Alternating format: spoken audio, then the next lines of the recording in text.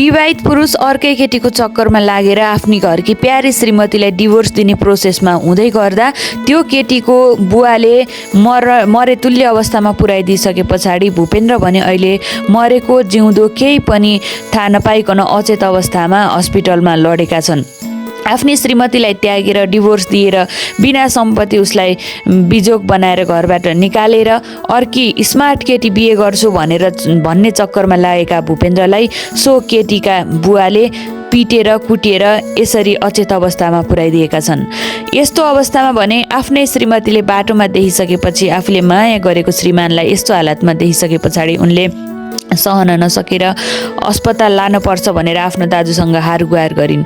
आफ्नो दाजुले भने यस्तो पापीलाई हुनुपर्ने नै यही थियो, यस्तै भयो, राम्रो भयो, यसलाई अझ यो मर्नुपर्ने हो भन्दा पनि भुन्टीले सहन नसकेर हुँदैन, उहाँ मेरो श्रीमान हो, अहिले यस्तो अवस्थामा हामीले केही पनि भन्नु हुँदैन, उहाँलाई निको पार्नुपर्छ, प्लिज जसरी भए पनि हस्पिटल लगिदिनुहोस् न भनेर बिन्ती गरिसके पछाडि टोकलेले भूपेन्द्रलाई अस्पतालमा लिएर छोडिदिएका छन्। अस्पतालमा ल्याइसकेपछि भुन्टीले बिचरा अब उहाँलाई रगतको खाँचो छ भनिसके पछाडि मेरै रगत दिएर भए पनि उहाँलाई बचाइदिनुहोस्, मैले माया गरेको मान्छे हो, दुःखमा देख्न सक्दिनँ, उहाँलाई अप्ठ्यारो नपरोस्, छिटो गरिदिनुहोस्, मेरै रगत दिएर बचाइदिनुहोस् भनेर डाक्टरसँग हार गुहार गरिसकेपछि डाक्टरले पनि भुन्टीको रगत मिल्ने देखिसके पछाडि भुन्टीको रगत दिएर भूपेन्द्रलाई बचाउन लागिरहेका छन्। यता भने पापी भूपेन्द्र अचेत अवस्थामा छन्।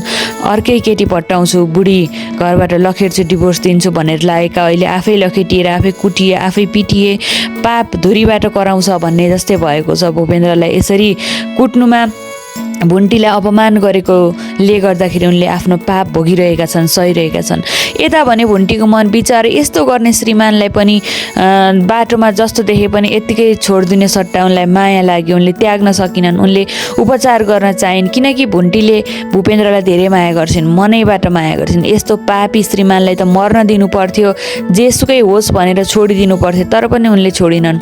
उनको मनमा माया छ, दया छ, आफ्नो श्रीमानप्रतिको सम्मान जस्ताको तस्तै छ, आफ्नो श्रीमानप्रतिको जिम्मेवारी जस्ताको तस्तै छ। श्रीमानले पो अर्कै केटी देखेर, अर्कै राम्री केटी देखेर त्यही केटीसँग बिहे गर्छु भनेर उनलाई यस्तो अवस्थामा पारेर छोडेका थिए। तर भुन्टीको माया भने उति नै छ, जति आफ्नो श्रीमानलाई पहिला माया गर्थिन् त्यति नै छ। उनले देखाउन नसकेकी मात्रै हुन्, देखाएर पनि के गर्ने।